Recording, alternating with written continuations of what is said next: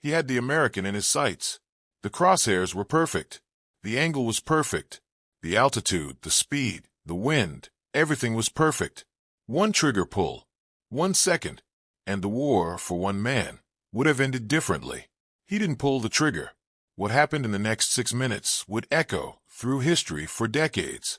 It would be debated in military academies, whispered about in veterans' halls, and buried, intentionally buried, by the governments of two nations who had every reason to pretend it never happened.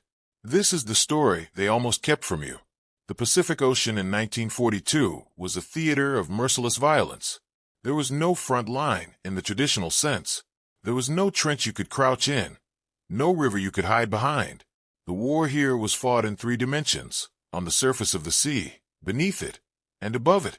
And the men who flew in it understood, with cold clarity, that the sky offered no mercy to the defeated. To understand what one Japanese pilot did on a gray morning over the Aleutian Islands, you need to understand the world he came from. You need to understand what it meant to wear the uniform of the Imperial Japanese Navy Air Service in the summer of 1942. You need to understand Petty Officer, First Class Tadayoshi Koga. He was 22 years old. Born in Nara Prefecture in 1921, Koga had grown up in a Japan that was already reshaping itself into something hard and martial. He had enlisted young, trained obsessively, and emerged from the Kasumigaura Naval Air Technical Arsenal as one of the most capable fighter pilots of his generation. He was not a fanatic. By all accounts, he was a quiet young man, precise, disciplined, gifted in the air in the way some people are gifted with music, the way the body learns a thing so deeply it stops being thought and becomes instinct. He flew the Mitsubishi A6M0. If you know anything about the air war in the Pacific, you know the Zero. And if you don't, then you need to understand this. In 1942, the Zero was the most feared fighter aircraft in the world. American pilots, many of whom were brave, skilled, and utterly outmatched, had a saying about the Zero. They said you didn't fight a Zero. You survived one, if you were lucky, and you told the men behind you what it felt like. The Zero was a marvel of aeronautical engineering built on a philosophy of radical sacrifice. Japanese designers, working under Admiral Isoroku Yamamoto's mandate for a long-range carrier fighter that could dominate the Pacific, had stripped the aircraft to its bones. They removed the armor plating that protected American pilots. They removed the self-sealing fuel tanks that prevented American planes from becoming airborne infernos when hit. They made the Zero lighter than any comparable fighter in the world, and in doing so, they gave it a turning radius and a climb rate that seemed to defy physics. American pilots who engaged Zeros and lived said that when a Zero turned on you, it was like watching a hawk turn on a sparrow. The machine moved through its maneuvers with a quality that felt almost biological, fast, fluid, terrifyingly alive. But there was something the Americans didn't know, something the Zero's own pilots knew all too well, whispered about in ready rooms, and over shared cups of tea. The Zero had a secret fragility hidden inside its strength. Hit a Zero in the right place, at the right angle, with the right ammunition, and it didn't just go down. It went down in pieces. The Americans didn't know where those places were. Not yet. June 1942. The Aleutian Islands. A chain of volcanic rock and perpetual fog stretching westward from Alaska into the North Pacific, like the broken spine of some ancient, submerged creature. The Aleutians were nobody's idea of a prize. The islands were cold, wet, and geologically violent, prone to earthquakes, sudden storms, and a weather phenomenon called willowas, walls of wind that could materialize without warning and tear a plane from the sky with the casual indifference of a man swatting a fly. Visibility was so poor, so often, that pilots flew by instruments even in daylight, trusting numbers on gauges over eyes that the fog had made useless. But the Aleutians mattered strategically. They were the northern flank of the Pacific War, a chain of stepping stones that, in theory, could be used to project air power across the top of the ocean. The Japanese had understood this. As part of the broader operational planning that included the disastrous assault on Midway, a simultaneous diversionary campaign meant to stretch American resources thin, Imperial Japanese forces had moved on the Aleutians in early June 1942. On June 3rd and 4th, Japanese aircraft from the carriers Junyo and Ryujo struck Dutch Harbor, the main American installation in the Aleutians. The attacks were partly tactical and partly theatrical, designed to draw American attention northward, while the main force positioned itself around Midway. What the Japanese planners didn't know, what Japanese naval intelligence had catastrophically failed to understand, was that American cryptanalysts had already broken their codes. Admiral Chester Nimitz knew the Midway operation was coming. The Aleutian feint was a feint that fooled no one. But in the chaos of those early June days, things happened that no planner on either side had anticipated. On June 4, 1942, the same day that American dive bombers were ripping the heart out of the Kido Butai at Midway, sending 4 Japanese fleet carriers to the bottom of the Pacific in what would become the turning point of the entire war, a young Japanese pilot named Tadayoshi Koga lifted off from the carrier Ryujo as part of a strike force bound for Dutch Harbor. He would never return to his ship. But what happened to him after that is where history turned strange. The mission to Dutch Harbor on June 4th encountered American resistance. U.S. Army Air Force's P-40 Warhawks of the 11th Fighter Squadron scrambled to intercept the Japanese formation, and in the confused, fog-laced air battle that followed, Koga's Zero took a bullet. Accounts differ on exactly what hit him. Some suggest anti-aircraft fire. Others suggest a glancing blow from an American fighter. But the result was concrete and devastating. His oil line was punctured. An oil leak in a fighter aircraft is not a trivial problem. It is a countdown. Oil temperature begins to climb. Pressure begins to fall. The engine, a sophisticated, temperamental, irreplaceable machine, begins to eat itself. Koga would have known this the moment he saw the gauge readings begin to move in the wrong direction. He would have known, with the calm certainty of a trained pilot, that he had minutes, not many. He turned away from the battle. The standing orders for Japanese pilots in his situation were unambiguous. If your aircraft cannot return to the carrier, you do not land it. You do not allow it to be captured intact. You find the nearest body of water deep enough to swallow the machine completely, and you go in with it. The Zero, with all its secrets, its construction, its avionics, its precisely calibrated weight distribution, was too valuable to surrender. Better the pilot die than the aircraft be examined. Koga knew this. Every pilot in his formation knew this. But Koga apparently decided, in those final minutes with his engine dying and the Aleutian fog closing around him, to attempt something else. He aimed his deteriorating aircraft not at deep water, but at Akutan Island, a small volcanic island designated as an emergency landing site where a Japanese submarine was supposed to be standing by to rescue downed pilots. The approach to Akutan was his last decision. What the charts didn't tell him, what no one had verified on the ground, was that the flat, grassy meadow on Akutan Island that looked from the air like a reasonable landing surface was, in fact, a bog, a soft, treacherous, water-saturated stretch of marshy ground that looked solid from altitude and was anything but. Koga came in low and slow, wheels down, trying to grease it in. The landing gear dug into the soft earth the instant the wheels touched. The Zero's nose pitched violently forward. The aircraft flipped. It happened fast. These things always happen fast. The Zero cartwheeled across the Alaskan tundra and came to rest upside down, partially submerged in the boggy ground. Its propeller bent. Its fuselage crumpled. But, and this was the critical fact, the fact that would change everything, its main structure largely intact. Tadayoshi Koga died in the crash.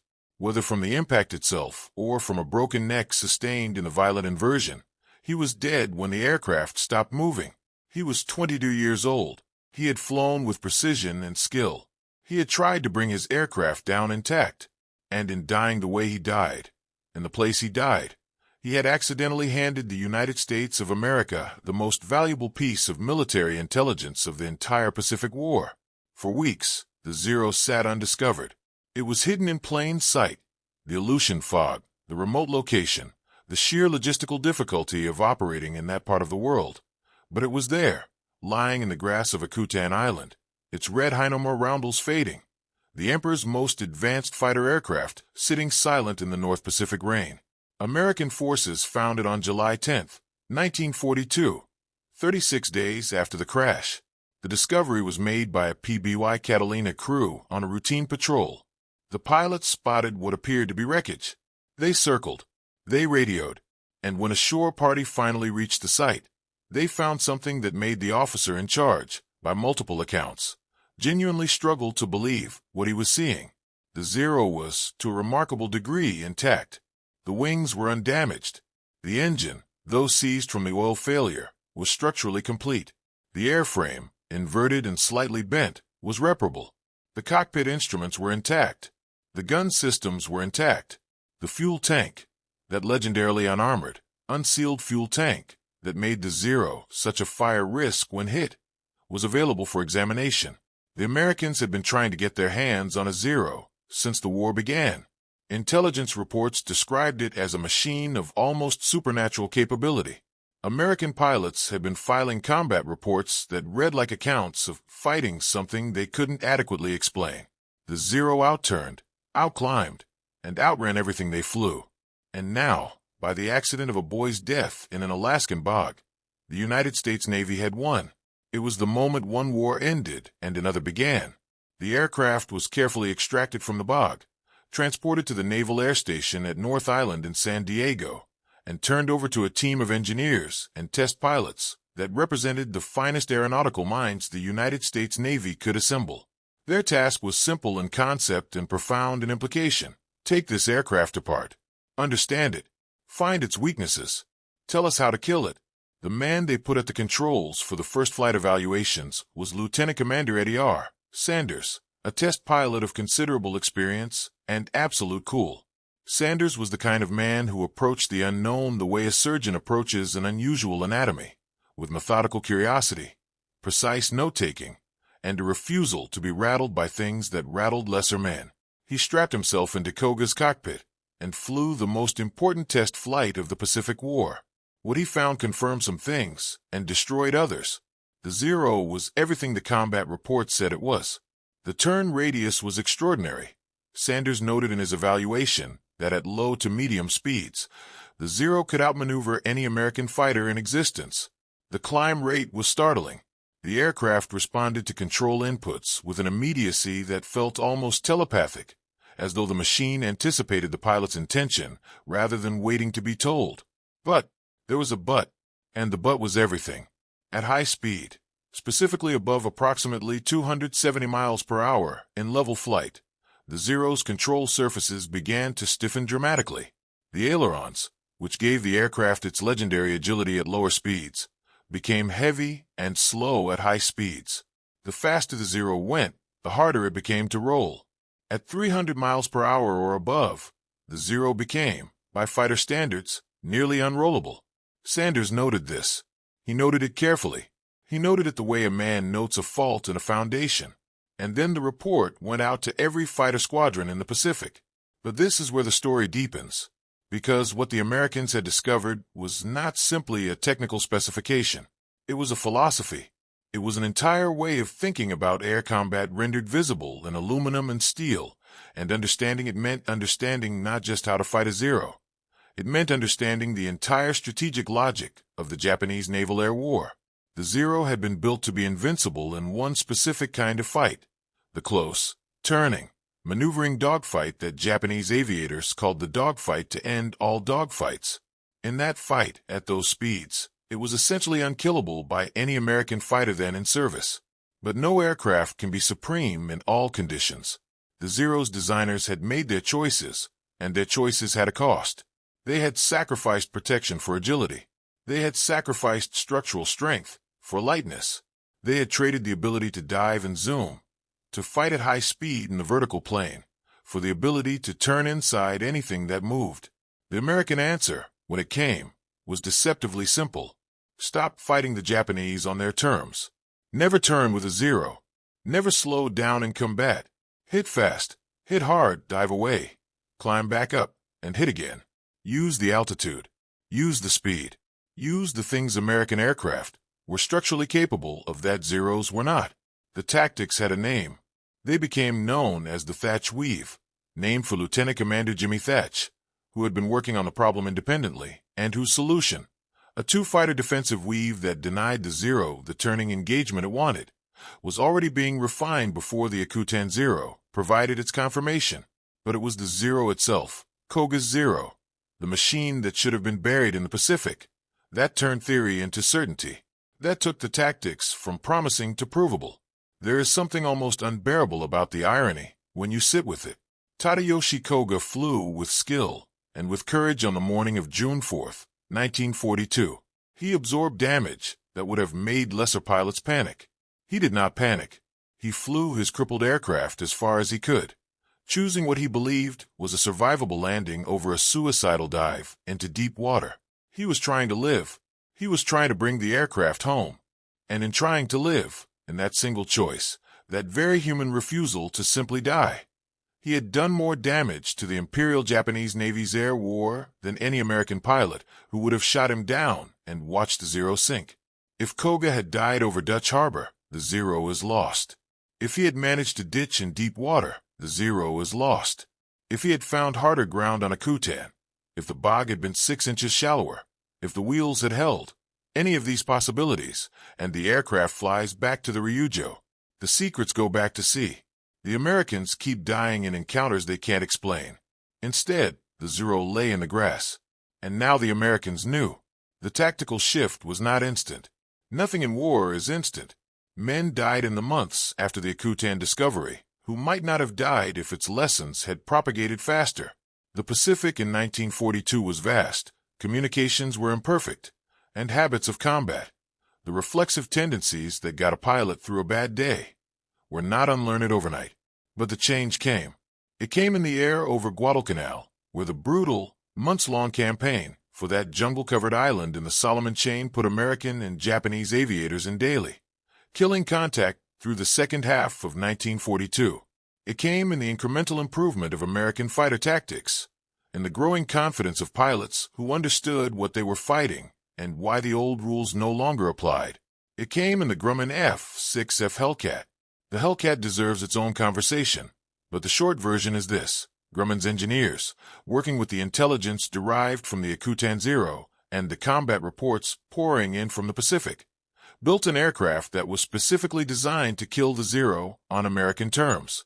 The Hellcat was bigger than the Zero. It was heavier. It was, by turning fight standards, less agile, but it was faster in a dive. It had armor plate behind the pilot's seat.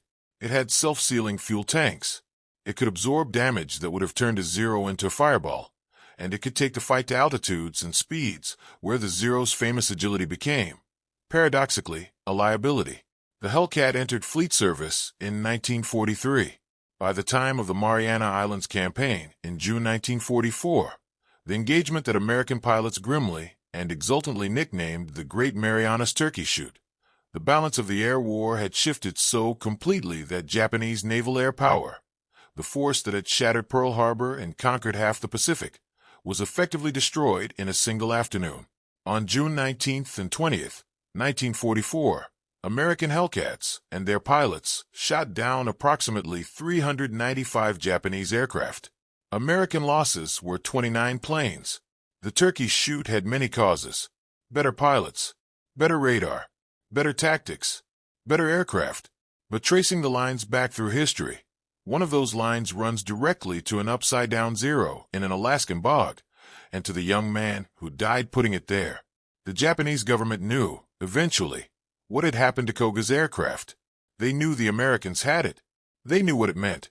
The knowledge was kept from the Japanese public for decades. The very existence of the Akutan Zero was classified, discussed only in the tightest circles of military command, because what it implied was too dangerous to acknowledge openly. That a single operational failure, a single quirk of geography, had potentially handed the enemy the key to defeating Japan's greatest tactical advantage. The Americans were not much more forthcoming. The story of the Akutan Zero was classified for years after the war's end, not because it was still operationally sensitive, but because intelligence about how the U.S. had obtained and exploited it touched on other programs, other methods, and other sources that the nascent Cold War apparatus preferred to keep quiet. The full story didn't emerge publicly until the 1960s, when veterans on both sides began to speak and write, and the documents that had been locked in filing cabinets slowly found their way into archives and libraries. When the story finally emerged, it was received with something complicated. Not quite admiration, Not quite sorrow. Not quite the simple military historical interest of a war story told from a safe distance. Something harder to name. There's a moment. There's always a moment in these stories where the human being inside the historical actor becomes impossible to ignore. Imagine Tadayoshi Koga in his final minutes. His engine is dying. He can hear it. The high-pitched Japanese radial that powered the Zero had a distinctive sound, and when the oil was gone and the temperature was climbing, that sound would have changed in a way no trained pilot could fail to understand. He is alone. The carrier group is behind him. The American coast, enemy territory, is somewhere in the fog ahead and below. He has the choice that the standing orders make no choice at all, and he chooses to try to live. We cannot know what he was thinking. We cannot know if he felt, in those final seconds of the approach, the aircraft decelerating, the wheels coming down, the Alaskan tundra rising to meet him, whether he felt anything like peace. We cannot know if he understood. The way soldiers sometimes understand things in the instant before everything ends, that the outcome of his landing would matter in ways that extended beyond his own survival. We only know what he did. He tried to land. He died trying to land. And in dying, he changed the war. Some historians have noted, with a kind of bleak precision, that Koga's choice was not, technically, an act of mercy or conscience. He was not trying to help the Americans. He was not making some cross-cultural gesture of human solidarity over military duty. He was, in all likelihood, simply trying to survive. He was 22 years old, and he wanted to live. But that is almost exactly the point. He was 22 years old, and he wanted to live. And the ordinary human desire to continue existing, that most basic, most universal of impulses, reshaped the strategic balance of a world war. History, in its workings, is not always moved by the grand gestures of great men. Sometimes it is moved by a young pilot, choosing a bog over the ocean because the bog looked survivable. Sometimes it pivots on a landing gear that fails in 6 inches of Alaskan mud. Sometimes the most consequential decisions are not decisions at all, but the last desperate instincts of someone simply trying to make it through the day. The Zero that Koga crash-landed was, after extensive repair and restoration, test-flown dozens of times at NAS North Island and later at other facilities. It flew alongside American fighters in controlled evaluations, allowing pilots to learn its capabilities and limitations from direct, first-hand experience, rather than the filtered, uncertain intelligence of combat reports. It was, for a period, the most studied aircraft in the United States Navy. After the war, it was transferred to various storage facilities, moved around as the post-war disposition of captured equipment was sorted out, and was eventually lost track of in the chaos of demobilization. The precise fate of the Akutan Zero, the specific airframe, the exact machine that Koga flew, is a matter of some historical dispute. Some accounts suggest it was scrapped in the late 1940s. Others suggest parts of it survived in various collections. What is not in dispute is what it did. The technical intelligence derived from the evaluation of the Akutan Zero was incorporated into fighter training programs, disseminated through operational guides, and built directly into the design specifications of aircraft that would fight and win the air war over the Pacific. The men who flew against Japanese aviators in 1944 and 1945 were flying, in a meaningful sense, with knowledge that Tadayoshi Koga had provided. He hadn't meant to provide it, but the dead rarely mean to do most of the things history credits them with. His name was recovered from Japanese naval records after the war ended, cross-referenced against casualty reports and operational logs. Japanese veterans who had flown with him confirmed the identification. His family, in Nara Prefecture, was eventually notified of what had happened. The crash, the location, the circumstances, and, with the weight of post-war reckoning pressing on all such conversations, what his aircraft had meant, what they felt about it, we can only imagine. What any family could feel about such a thing is perhaps beyond the reach of language. There is a Shinto tradition of welcoming back the dead, of giving the spirits of those who died far from home a path back to their birthplace. Whether anyone conducted such a ceremony for Tadayoshi Koga, whether anyone stood on the coast of Japan and spoke his name in the direction of the Pacific, whether his family found a way to reconcile the layers of meaning in his death, the tragedy of it, the futility of it, and the strange, terrible significance of it, is not recorded. History does not always capture the things that matter most to the people inside it. In the decades since the story of the Akutan Zero became publicly known, it has attracted military historians, aviation enthusiasts, and, more quietly, more privately, people who are drawn to it for a different reason. Not the tactical significance, not the engineering intelligence, but the human question at its center. Did one man's death change the war? The honest answer is, we cannot know with certainty. History does not run controlled experiments. There is no version of June 1942 in which Koga's Zero sinks cleanly into the Pacific, and we can observe what happens next in comparison. The counterfactual is beyond our reach. What we can say is this: the Akutan Zero provided confirmed, irrefutable intelligence about the Zero's capabilities and limitations at a moment when American forces in the Pacific were still developing their understanding of what they were fighting. The test evaluations at North Island produced specific, quantified data, airspeeds, control responses, structural limits, that transformed the American approach to fighting the Zero from a collection of evolving tactical theories into a set of verified, actionable facts. Whether this specific discovery was decisive, or whether American ingenuity and industrial capacity would have arrived at the same conclusions through other means in only slightly more time, is a question historians will argue as long as they argue about the war at all. But the arc of the story is hard to dismiss. June 4th, 1942, Midway. The day the Pacific War turned. The day 4 Japanese carriers went down and the myth of Japanese naval invincibility cracked at its foundation. June 4th, 1942, Akutan Island. The same day. A zero in a bog. A pilot dead at 22. The same day. As if the calendar itself had decided to concentrate the wars turning into a single date and let history sort out the weight of each thread.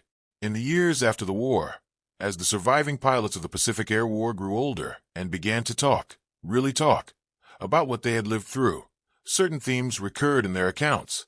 They talked about the Zero the way veterans talk about worthy enemies, with respect, with the complicated feeling of men who had been trying to kill and be killed by other men, and who had, most of them, the ones who lived long enough to have the conversation, arrived at something that was not forgiveness exactly, but was not hatred either. Something more like recognition, the acknowledgement of a shared experience, even across the divide of war. American pilots who had fought against Zeros in the early war described the experience with a consistent vocabulary: surprise, fear, the disorientation of encountering an aircraft that responded to combat in ways their training had not prepared them for. And many of them said, in their later years, that they had survived because the rules changed, because someone somewhere had figured out the Zero's secret. They didn't always know the story of how that secret had been found. When they learned it, when the declassified story filtered into the histories and memoirs of the 1960s and beyond, some of them grew quiet with it. The knowledge that the intelligence which had saved their lives had come from the death of a young Japanese pilot who had simply tried to land his broken plane, that the chain of causation ran from one boy's survival instinct to the survival of men they knew, men in their squadron, men who had come home and had families and had grown old. War is, among other things, a machine for producing such irony, a mechanism for turning the ordinary into the catastrophic and the catastrophic into the ordinary, and for distributing consequences with a randomness that mocks any attempt to find clean moral logic in it. Koga was not a villain. He was not a hero in the American story. He was a pilot doing his job, flying with skill, making a choice under impossible pressure, and dying in a way that no one, least of all Koga himself, could have anticipated or intended. And in dying, he gave the Americans the Zero. The Aleutians today are as remote and fog-bound as they were in 1942. Akutan Island is still largely uninhabited, still volcanic, still prone to the willowaws that make it such an inhospitable corner of the world. The bog where Koga crashed has been visited by historians, by aviation enthusiasts, by people who wanted to stand in the place where something improbable happened and feel whatever it is you feel when you stand in such places. There is a low depression in the ground where the Zero came down. The soil is disturbed in a way that time and weather have not entirely erased. If you know what you're looking at, you can see it. If you don't know what you're looking at, it is nothing. A damp hollow in a field.